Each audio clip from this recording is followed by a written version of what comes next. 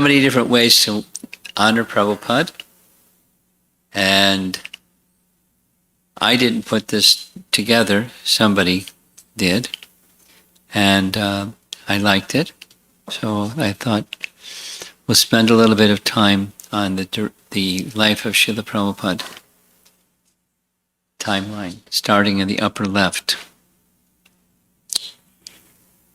1896, the year of Prabhupada's birth.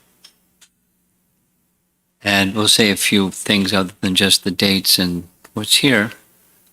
His father, Gaur Mohan Dey, was an elevated Vaishnav, one might say, pure Vaishnav. An elevated Vaishnav for sure. And he invited sadhus to their home, as you know, an elevated person will do. And they weren't necessarily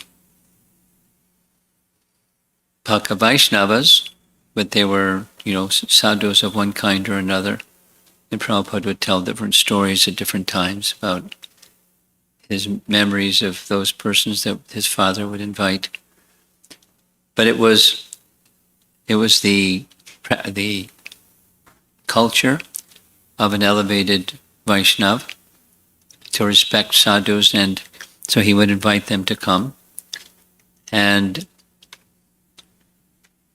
bless his house and then bless his son. Consistently, Prabhupada said, my father would always ask, please bless my son that he become a devotee of Srimati Radharani.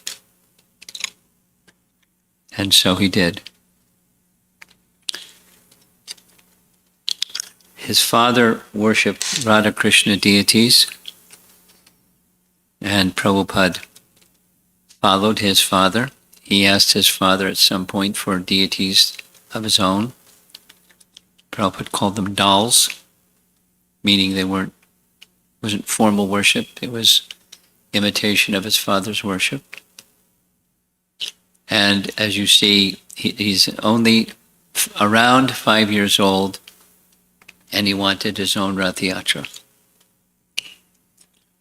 By nature, Prabhupada said, he was always a leader, and whatever, you know, throughout his life. And with his father, he had visited Jagannath Rathyatra, and he wanted to have a Rathyatra right there in Calcutta. So his father very kindly had a carpenter make a little cart, and there was a little cart, as you see. This is what the artist has drawn, a little bit bigger than him. And his mother prepared prasadam, and he and his friends went around the block, pulling the cart and having kirtan and distribute Jagannath Prasad. And then it became an annual thing. And it was on that basis, Prabhupada said later, that childhood experience, that when he felt the time was right for his disciples to perform Jagannath Rathyatra, he encouraged them to do so. You know the story? How it happened? Malati tells the story how it happened. Malati was shopping in San Francisco at an import store, and she saw these little figures. To her, they looked like they were Indian, and so she bought them, and she brought them to show Srila Prabhupada. And as soon as Prabhupada saw them, he paid obeisances. It was little Jagannath, you know, those little 1, 2, 3, very small size. And they were impressed, you know. And then Malati's husband at that time was Shyamasundar. And Shyamasundar was kind of a creative personality. So he asked Shyamasundar to carve Jagannath. He never carved anything like that before, but he, you know, found out how to do it and got some tools and got some wood and made a very large Jagannath. And they began worshipping Jagannath. And then, one thing that whenever Prabhupada's mood was, whenever something happened, he would encourage the next something and the next something and the next something and the next something. He was always moving forward like that. So after seeing Jagannath, he said, let's have Rathyatra. So Jayananda made the Rathyatra cart from no budget because there wasn't money. It was all donated materials, and the parts of the cart were discarded railroad ties. You know what a railroad tie is? The ones that go like this, the train track sits on them. Those are railroad ties. And that's what the cart was made of. It was really heavy. They figured out how to fasten them together and so on and so on. So that's first Rathyatra, 1901. He was around 26 years old in 1922 when he first met Bhaktisiddhanta. And it wasn't until 10 years later, 11 years later, that he took initiation from Bhaktisiddhanta. He made his first visit to Vrindavan when he was 29, and then initiation in 1932. So 11 years before that moment came, he had already accepted Bhaktisiddhanta, but by that time Prabhupada had already established himself as a skilled writer, recognized by Bhaktisiddhanta as a skilled writer, because part of what Bhaktisiddhanta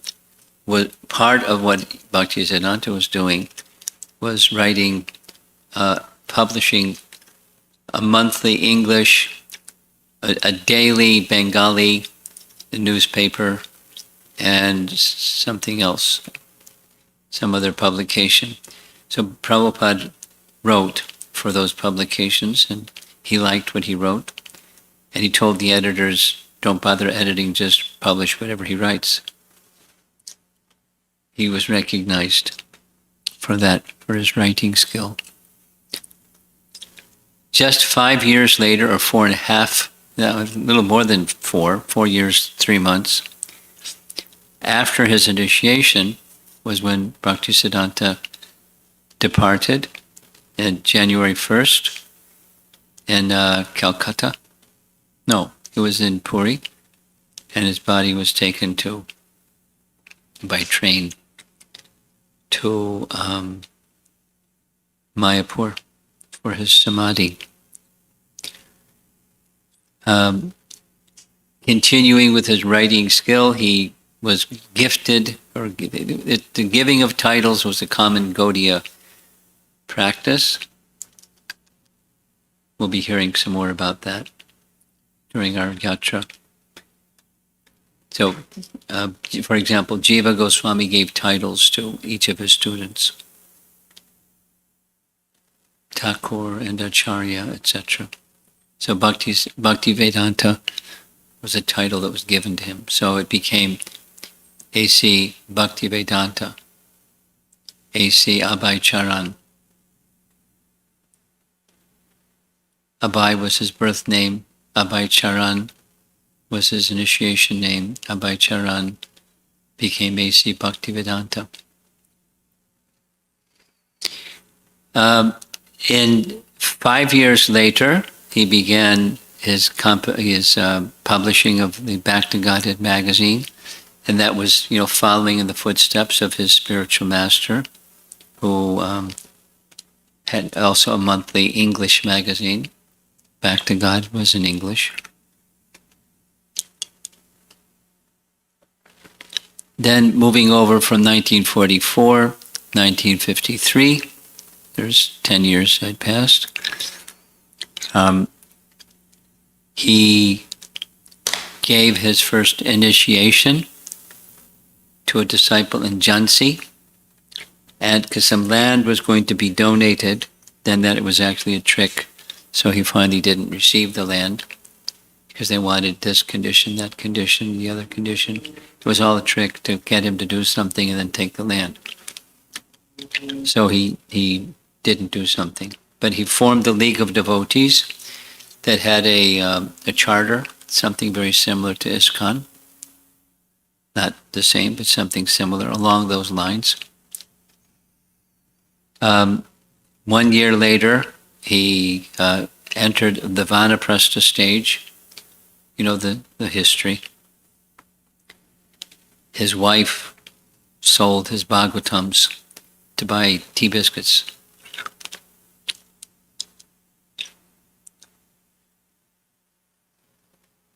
And he didn't like that. So he entered the Vanaprastha stage. His eldest son was old enough to run the business, the family business. So his family was taken care of, his wife was taken care of. He had sons to look after his wife, and he entered into the Vanaprastha stage. 2 years later, he moved to Vrindavan, and 3 years later, he took sannyas. And in between moving to Vrindavan and taking sannyas, many things happened.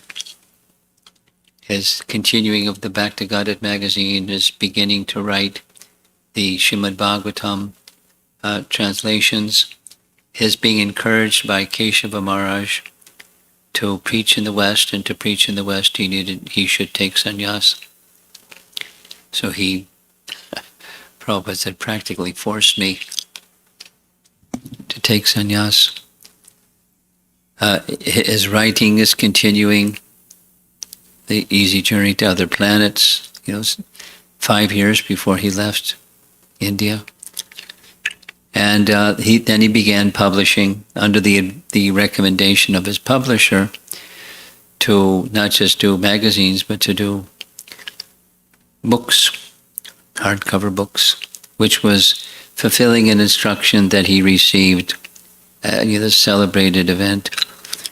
Walking, this is in the background, is Radhakund, during a Brajamandal Parikrama.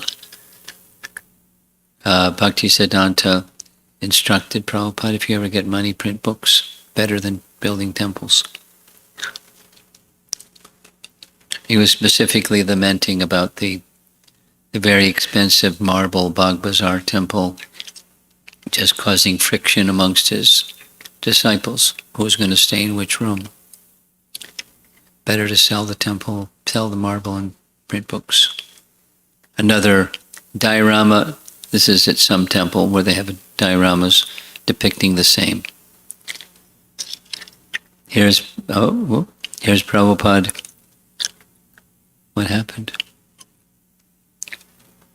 Yeah, there we go. This is Prabhupada with his, there we go, sitting in tea stalls with people selling his literature, preaching, encouraging, take seriously the purpose of the human form of life, etc. Here's this printer. You see this sign in the back, tea stall. Sign in the back is appealing to somebody to take transcendental knowledge. His printer advised him, why print these magazines? People will throw them away. Print books. So Prabhupada took his words seriously and began writing. This is in his room, in one of his 2 rooms at the Radha Damodar temple. One side is this little tiny place where he would do his writing, and the other side is that little room where he would do his cooking and take his meals. This is apparently after he had returned, because those rooms are still, the occupancy of those rooms is still intact with ISKCON. He developed this vision, urged by Bhaktisiddhanta, who Prabhupada said he appeared several times in dreams. They should go to the West. This is a flyer advertising, promoting the Srimad Bhagavatam. At this point, he just had 1 volume, but he was saying, it's 60 volumes. 60 volumes of hardbound English version. Elaborate English version. And, the look on his face is he's really serious about what he's doing. And then came his steamship journey on the Jaladuta. We'll see that in the timeline. His heart attack on the ship, we saw this image earlier today. Krishna placed his hand on his chest, said, "It's going to be all right. I'm with you. You'll be successful." And he was simply dependent upon the personality of God, risking his life to fulfill the mission of his spiritual master. Completely tuned into and submissive to Krishna's will. Whatever he wanted, if he wanted to take him, he could take him. Later he had similar health issues 2 other times, with heart attacks specifically. And he advised the devotees this prayer, "My dear Lord Krishna, if you desire, please cure Srila Prabhupada." We would make that prayer before the deities in temples all over the world. So continuing the timeline, 1965, in Calcutta, he boarded Jaladuta in transition. Within a period of 5 days, he had 2 heart attacks. He reached the shore of America in Boston, celebrated event, September 17th, 65.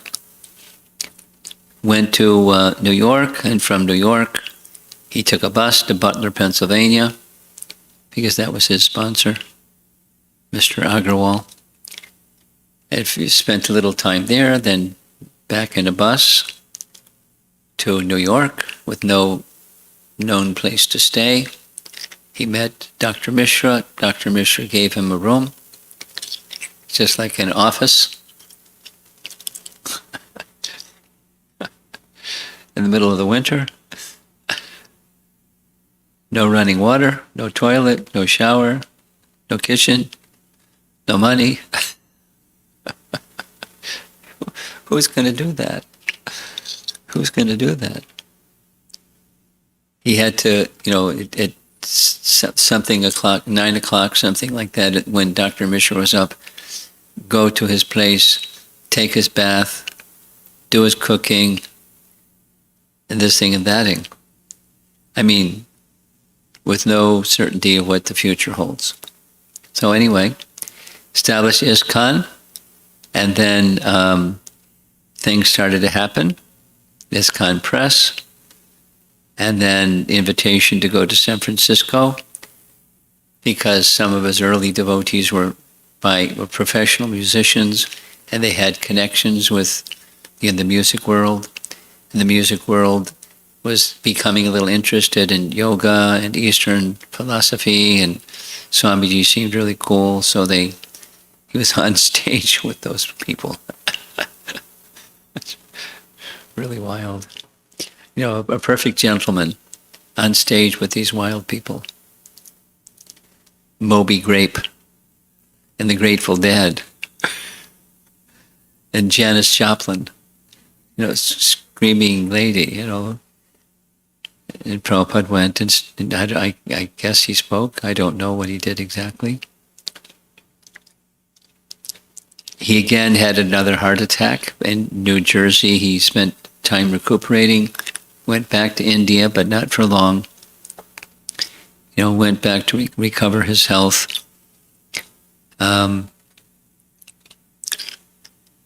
Here it says his 1967 September had his 3rd heart attack, and then it's not chronological. It goes July 67.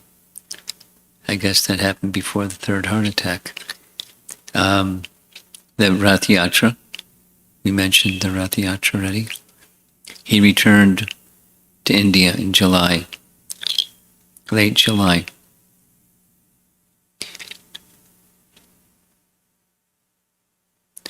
to if they have sun and health and the kind of situation where his health could revive.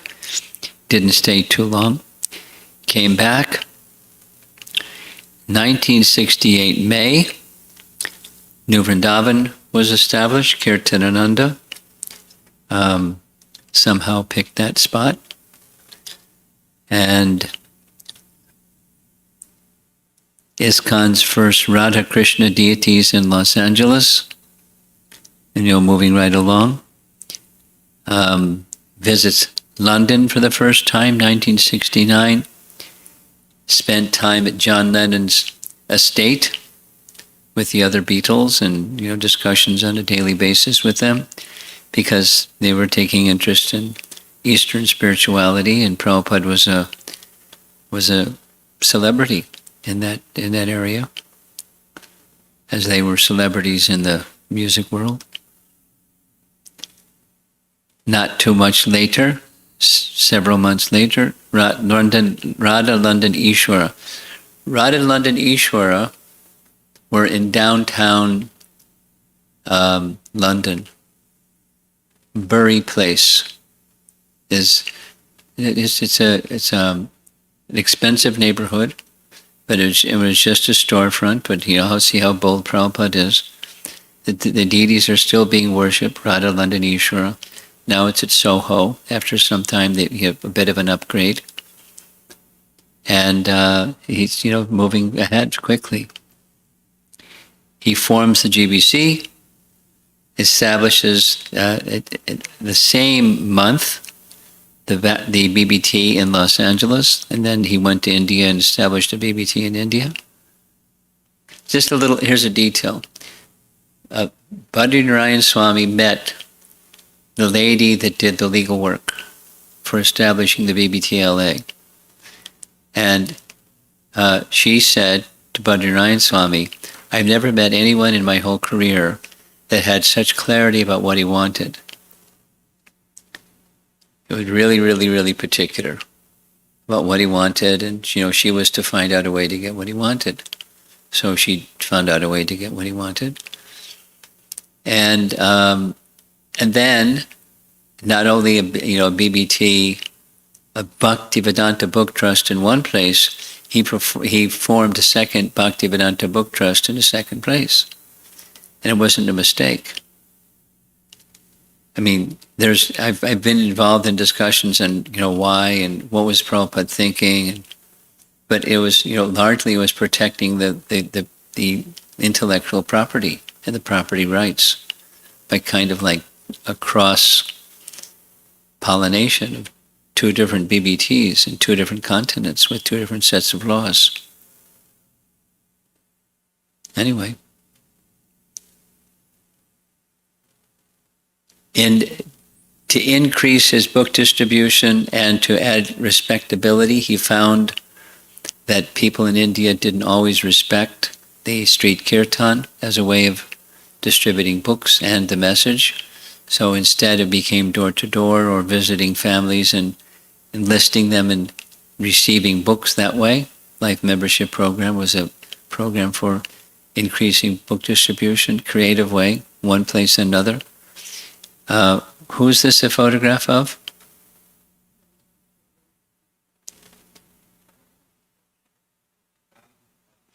Yeah.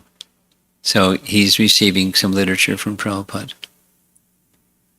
Here's Prabhupada visiting after many years later the pier, the dock area where he first arrived so many years ago in Boston. Here's an early photograph of Prabhupada moving about New York City in the 60s. The looks of the cars is the 60s. His being in Tompkins Square Park, celebrated photograph. His morning walks, they were daily practice wherever he was. Because after the heart attack, the physician said he should take a vigorous walk every day for 1 hour. He wasn't doing that. So he started, and for as long as his health permitted, he was doing that every day. vigorous walk. He walked really fast.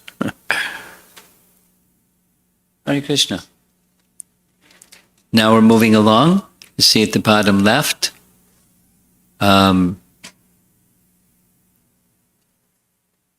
he starts what he called the World Sankirtan Party.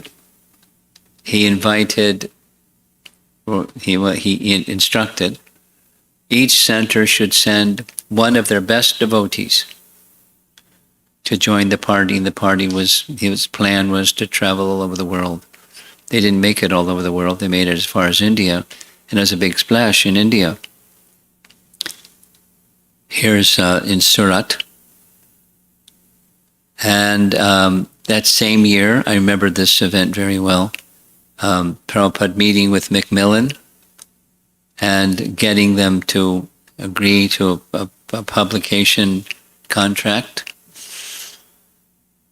Around that time was also a publication contract with a Japanese company, Dynapan, celebrated story. Very business-minded Japanese men, but also very respectful to Prabhupada because of his position and composure, and he was a spiritually powerful person. And they agreed to terms that they never agreed to as businessmen. They gave him the contract for printing without advance money. In business, you don't do that. At least in printing business, you don't do that. And they did it. And they were like, the devotees were just astonished at how Prabhupada was able to move people's hearts and minds. He had an idea, a growing idea, that to establish a place in Mayapur. He sent many people. No one was successful. Tamal Krishna Maharaj was successful. 5 acres of land in Mayapur. May 71. Next month, off to Moscow. Unstoppable. Unstoppable. The celebrated story from Shyam Sundar. They're in Hawaii. Prabhupada, where should we go next? And they're considering this and that and the other thing. And they're opening the mail, and he got this invitation to come to Moscow from Professor Kotovsky. Oh, let's go. Get my visa. Said, but Prabhupada, it's mango season in Calcutta. And Prabhupada said, more sweet than any mango is preaching in Moscow. Let's go. So off they went. And the beginning of the Hare Krishna movement in Moscow, was very simple. At the beginning was very simple. You know the story? Shyam Sundar was walking, looking to buy some vegetables, because he couldn't find, they don't have vegetables.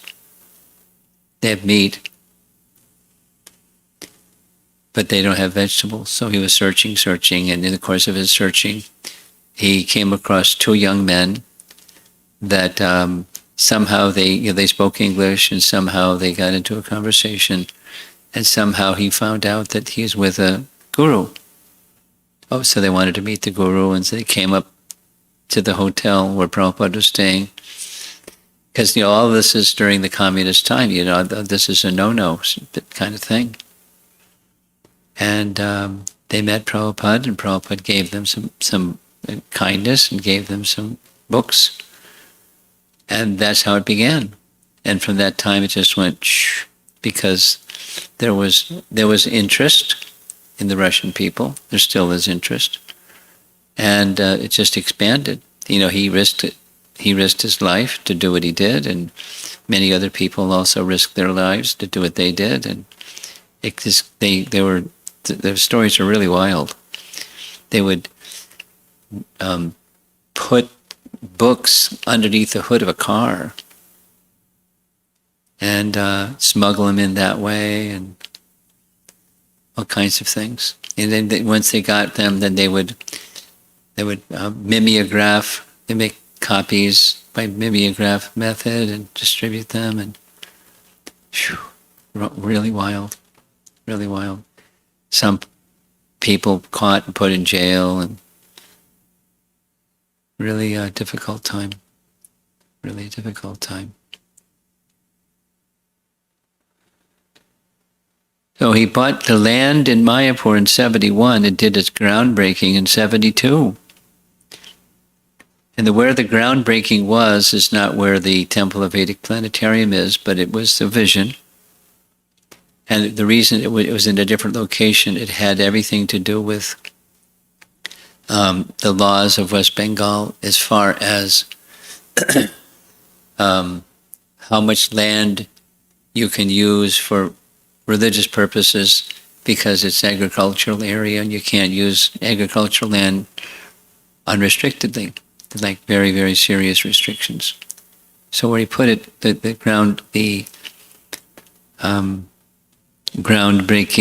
Adishesh was in another area behind, so it's still there.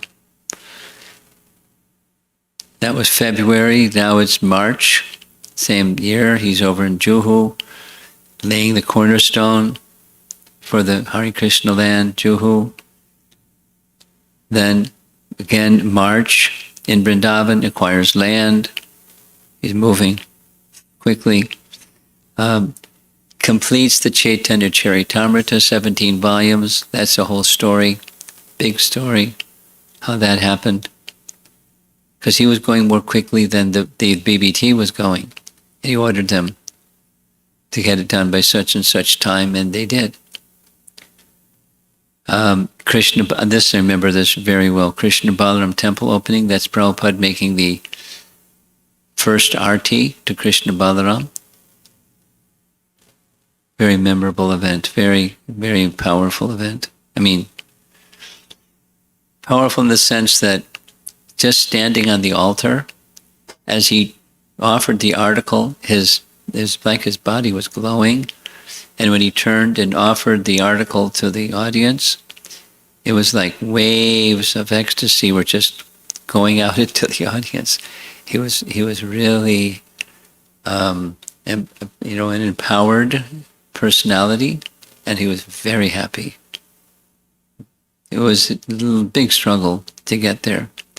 Very happy. But you see, in 3 years, March, he purchased the land, and in August 75, temple is open. It's going to be April 75, March, April, 3 years.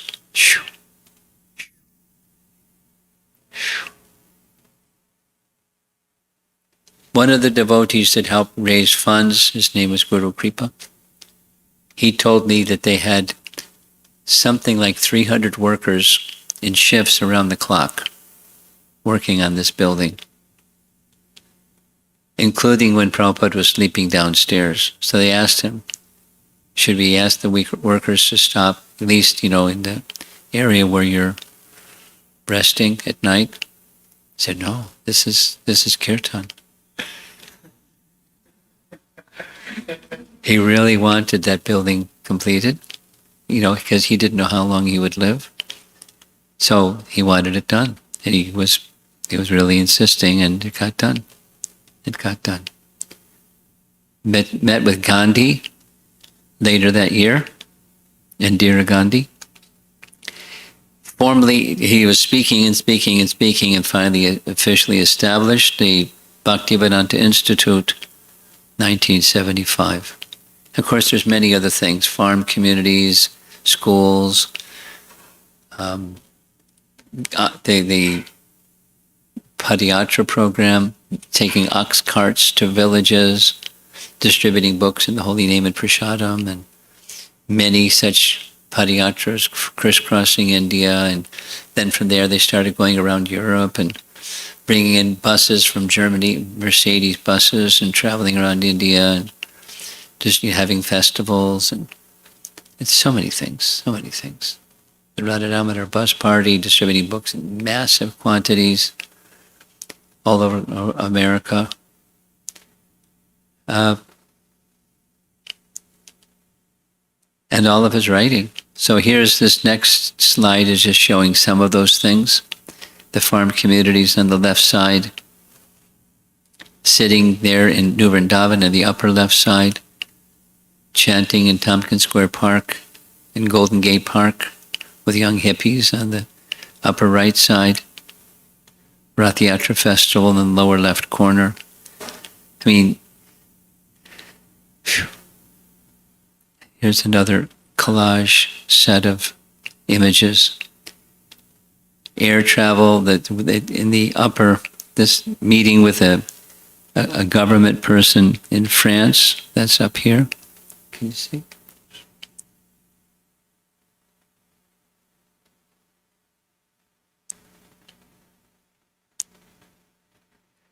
Yogeshwar was the translator, and Guru Garanga is a translator here. This is, I think, like the leading person in Geneva, whatever his title is, mayor or something, meeting Prabhupada in French. This is Professor Durkheim. You heard his name before. Germany. Very much like Prabhupada and vice versa. Anyway, Paris, civil rights people. I think it's Martin Luther King, not sure. Moscow. Mayapur. And somewhere where it looks like a European city. They're walking along the side of a river somewhere.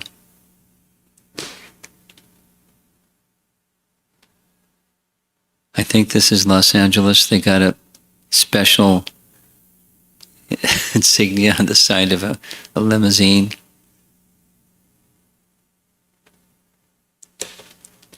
Remember, some reporter asked Prabhupada, Swamiji, do you have a big car? Some people pick you up in a big car? The airport? And Prabhupada said it wasn't good enough. It should have been a gold car. They're envious, so he wasn't, because the spiritual master should receive the best. So it should have been a gold car. But they did the best they could. He didn't yield to envious people. There's a nice story, and there's a photograph of it. Once when he was visiting in Chicago, the temple president at the time, it was named Sri Govinda, and he built this really oversized, embarrassingly gigantic Vyasasan, bright orange color and like that. And then some media people came. So Prabhupada was sitting on the floor.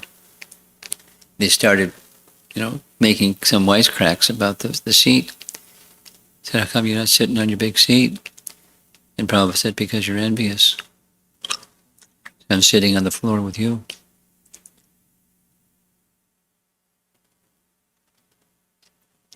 And smiled. He knew exactly what he was doing.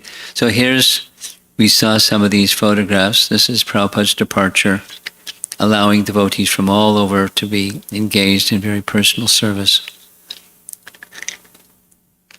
He's coming into the temple room in a palanquin, teaching. It's like over and over again we read this morning, how to pass life's ultimate test, that is leaving the body. And the events that were going on in Prabhupada's life were not karmically driven. He was, under Krishna's direction and protection, always. This is that intimate service photograph.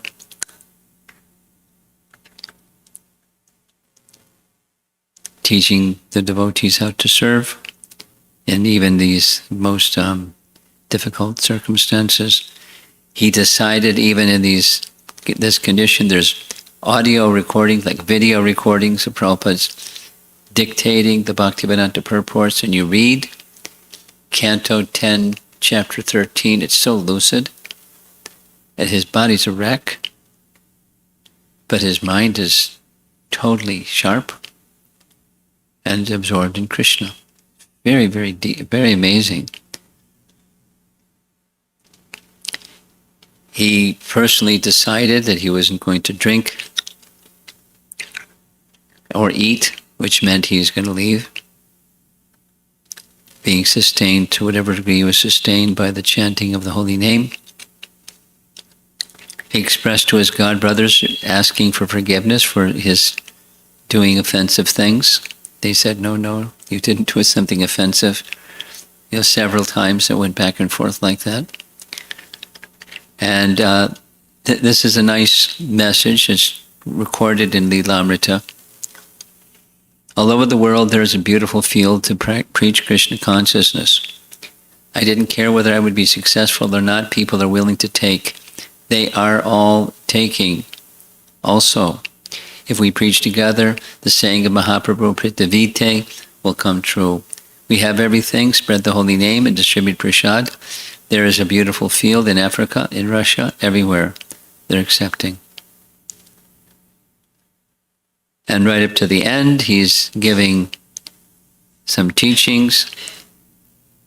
The last recorded teaching that he was asked by his Ayurvedic physician, is there something you would like, your parting wish? And he said, I have no desire, meaning on the material side. And this is Prabhupada's Vyasa-san in Sridham Mayapur. His Pushpa Samadhi is a brass deity, and very large deity. And it's, his departure was devastating for all his followers. And at the same time, knowing that he's gone to Krishna, it's joyful. Hard to balance those two emotions. But he remained our ever well-wisher in all circumstances. Here's a little addition Bhaktivinoda Thakur wrote. It's very nice. It's in English. He reasons ill who says that Vaishnavas die when thou art living still and sound. The Vaishnavas die to live, and living try to spread the holy name around. It rhymes. And it's nice. It's a celebrated teaching that he gave. It's nice to think of, it's solace to think of when we observing the disappearance day of a great personality like Prabhupada. When thou art living still and sound. Vani. So many things to say about Prabhupada, and our where would we be without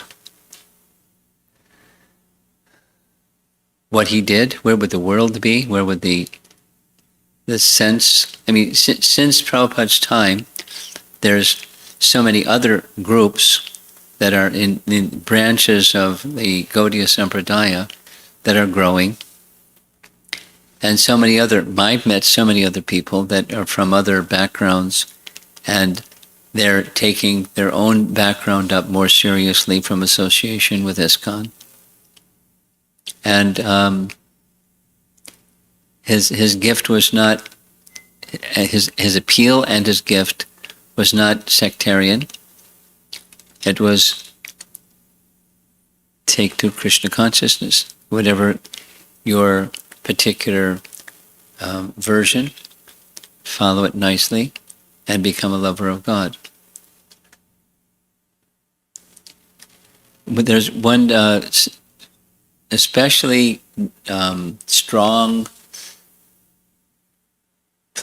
statement of this when he visited in I think it's Australia, might have been New Zealand, I think it was Australia. He visited a monastery. I think it was a Jesuit monastery, but a very strict group of Christian followers, and they had the liberality and the broad vision to invite him. And lots of discussion about the comparing of Christianity and Krishna consciousness, and he was saying what he meant. Of course, with different audiences, he would speak in different ways, suited for the audience. But with this audience, it was, what you're doing is fantastic. And the goal is to recognize God as a person and to give oneself in full loving service to God, which is what, that different monasteries have different emphasis, and that was the emphasis of that monastery. He was honoring it. They were very pleased. He wasn't trying to, bring them over to Krishna bhakti. He was just emphasizing what the principle of bhakti is.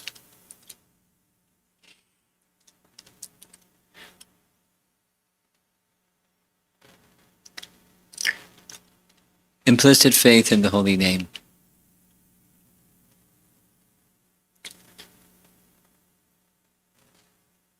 And his spiritual master.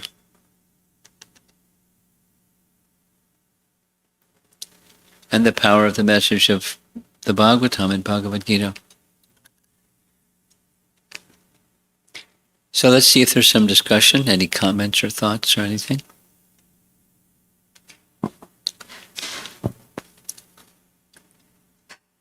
Color is much better, but the color is different on my screen. It's a deep purple. Nice color. Go ahead. Hare Krishna, Maharaj. So I have a few questions, Maharaj. So first was like he gave initiation to the disciple in 1953, but he became a sannyasi after a few years of that. So I was curious my understanding was that sannyasis can give initiation. But he became sannyasi later. So. Yes, correct.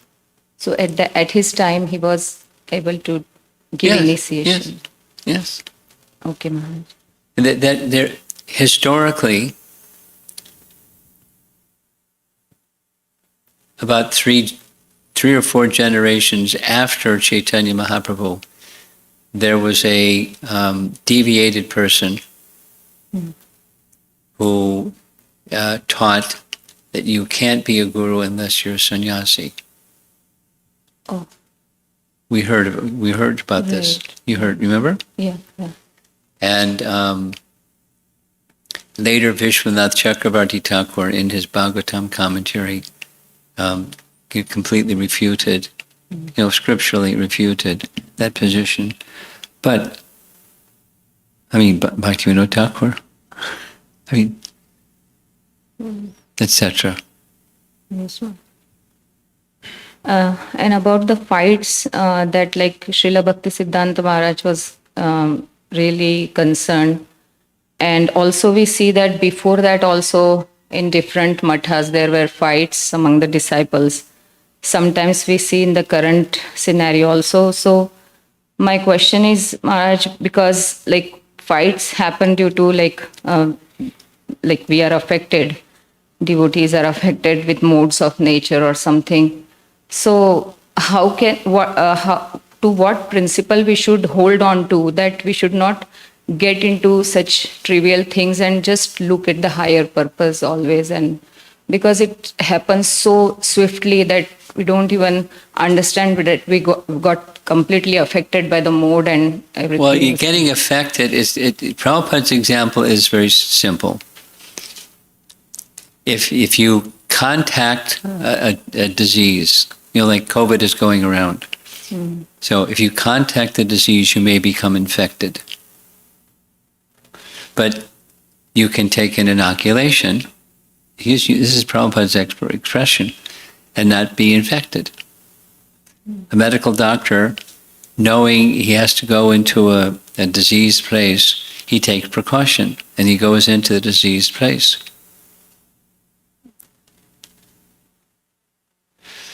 So how to not get affected, go on and on about how it's disturbing and affecting and so on. you knowing that the world is such a place where the modes of nature are acting, if you become infected with this or that or the other mode of nature, then you're going to, your consciousness will be influenced accordingly. So what to do? Keep your consciousness above the modes of nature. Because otherwise the modes of nature are going to be there regardless of whether it's in an organization or outside an organization or in the world or whatever. Right. It's the nature of the place. So, whether it's, amongst religious practitioners of the same group or between one group and another group or whatever the dynamic is, it's like being inoculated. And the inoculation is shelter in transcendence. And to the degree that any person or group of persons is not in the transcendental position, they will be infected and affected. So how to be transcendental? You have to be transcendental. And the method of transcendence is there. And we're less than perfect, and so we're going to be sometimes influenced by that kind of association. But it's not just in communities of devotees, it's in the world. It's the nature of the place. So personally, and we want to keep our Krishna, our devotional practices strong and keep good association of persons who are wholesome in their spiritual practices. And we make our best effort to, help those, not just feel pained by people who are still influenced by the modes of nature. We try to help them to our capacity.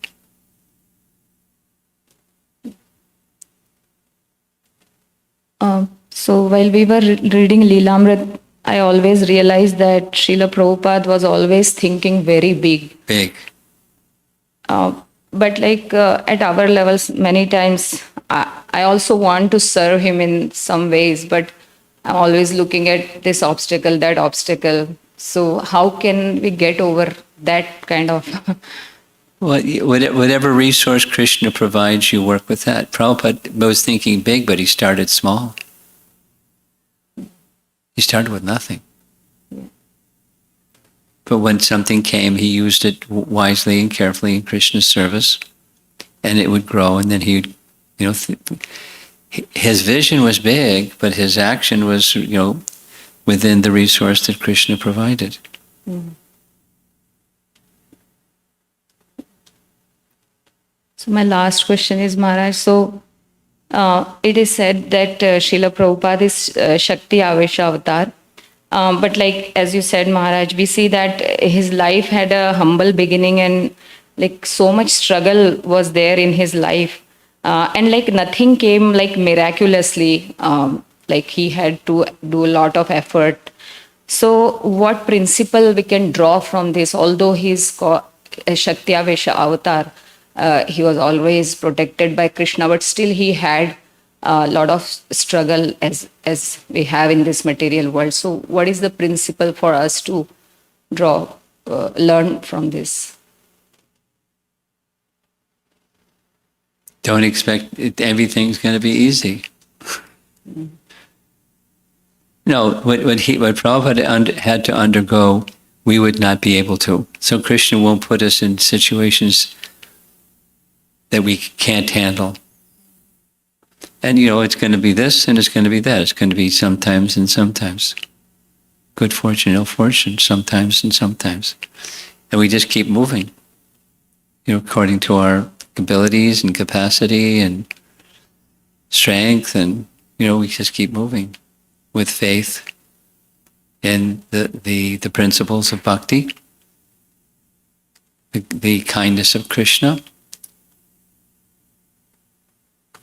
the ability beyond our own ability that things that are meant for Krishna's service will have Krishna's help. We just continue to move forward according to our position. Prabhupada is a Shaktivesha avatar and we're not. So, that's okay. He wanted us to do something to our capacity. The classic is the squirrel and adding to the bridge to cross to Lanka. We do what we can do. Thank you so much.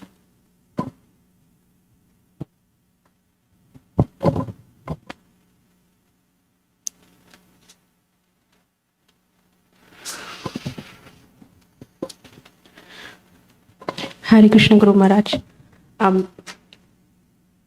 I have many silly questions also, but first I want to say about Prabhupada. Just comment. I don't know how to. I should be very respectful. I don't have a good English, so but I'm very inspired with Prabhupada. When I saw his last journey in 2017 in temple room, whole room. So I was very inspired because when we got hurt little bit, we cannot, we don't like if somebody sit around us or talk or doing something, like people are doing chanting, kirtan and everything. He's giving lecture there. So I'm very inspired because I'm not that kind of person.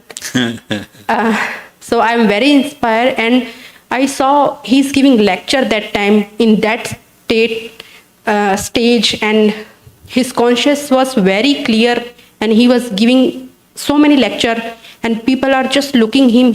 Everybody touching him, and he allowed everybody to touch him. So this is very.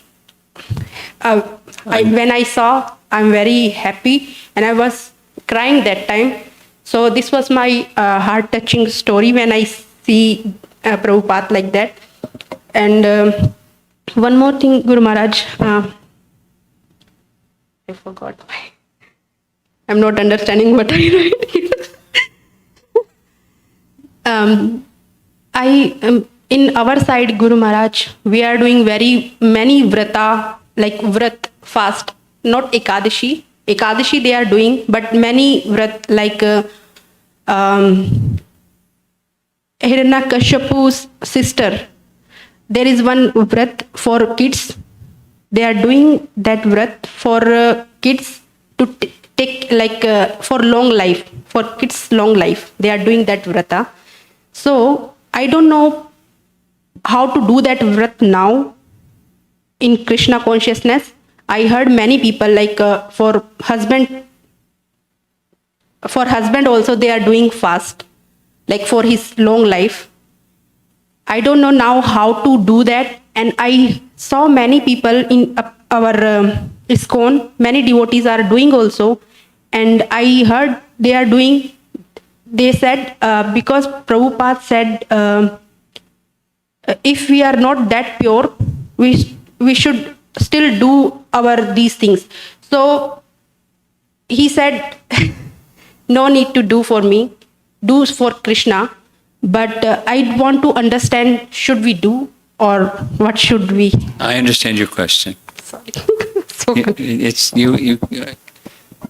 Your English is clear.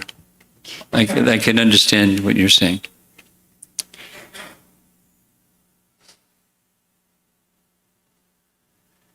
The answer to the question is found in Hari Bhakti Vilas. You've heard of that book? Hari Bhakti Vilas. The simple answer is according to faith. If one has faith, then everything is there in one thing. And supposing one doesn't have faith that in Krishna and Krishna Bhakti and pouring water on the root of the tree and putting food in the stomach and everything is there by one thing. Supposing one doesn't have that faith, then, according to faith, what is it one has faith in? This and that and the other thing. So,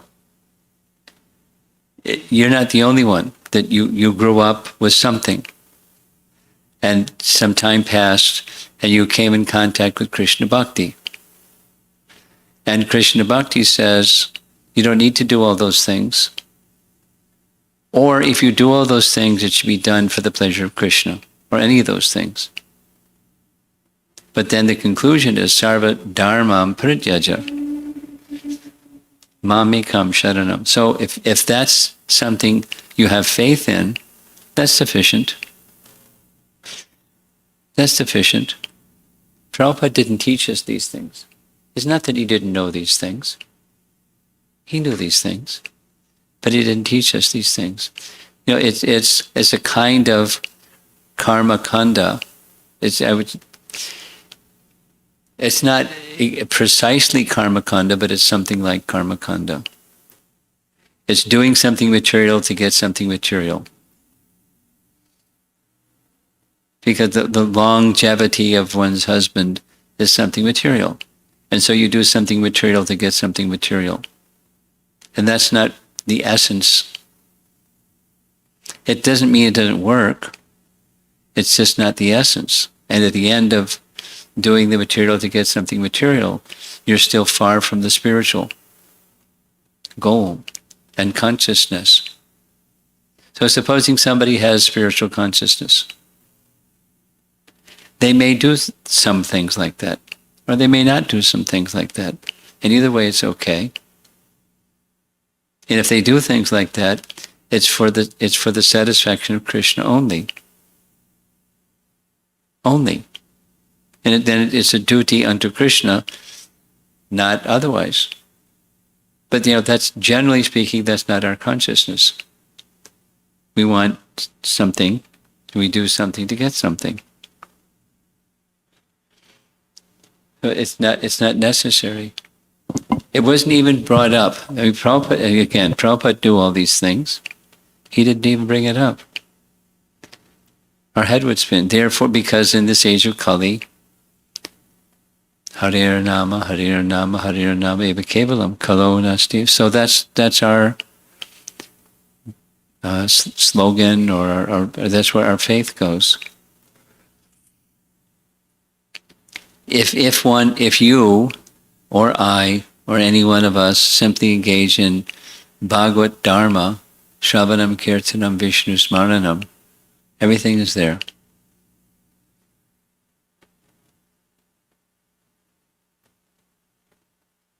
Did that answer your question? Okay. Thank you, Guru Maharaj. I have one more question. Like in somebody's family or in our family, like recently my uncle passed away. So I want to just in our side, in girl side, they are not in girl side they are not doing anything if something happen in girl side. But if husband side something happen, so if something happen like that, they do ritual and everything. But in that, like in Krishna consciousness, how should we do those things? Should we do Yes. that proper way, or should Well, how are you going to determine what's proper way? How are you going to determine what's proper way? If you ask different brahmanas, each one you ask will give you a different proper way. So what's the proper way out of the so many proper way possibilities? So should you do something? You should do something. And the something that's very simple and basic, that doesn't require complication, anything, is Vishnu Prasad. It's Pinda. Mm-hmm. And so that's, you offer to Vishnu, you offer Bhoga, becomes Vishnu Prasad or Krishna Prasad, and you distribute. So if there's a picture of your uncle, then you place the Krishna Prasad before the picture of your uncle. And it's not like he's going to eat it through his picture, but it's the gesture of making that offering to the departed soul and the spiritual benefit that goes. Now, I asked your question a little differently than you asked it. When, it's not a man-woman thing, but when there's, for a Vaishnav, sincere, serious Vaishnav, what are some rituals that are to be observed when there's a relative that departs? And the answer I got was, this is one of those devotees that teaches rituals for a whole month in the Mayapur Academy, training pujaris. He said, I'm unaware of any ritual. So recently, Satyasar,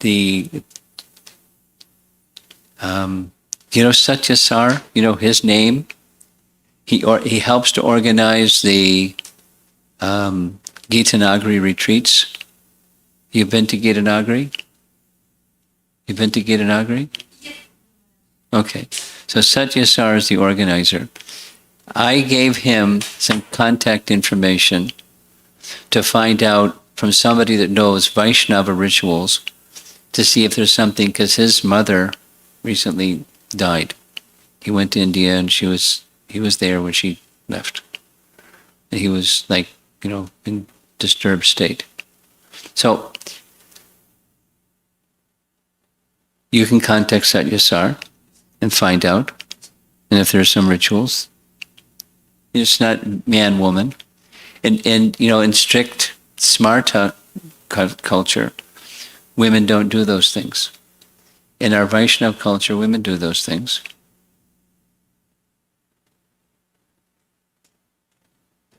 Thank you, Guru Maharaj. Okay. But it's not all the rituals. The rituals require the male, and they require Brahmana, and require the mantras, and require the auspicious time, and etc. Then it gets down to material to get something material.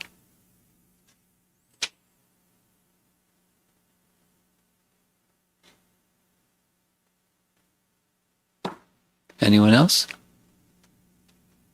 Okay. Srila Prabhupada ki Jai.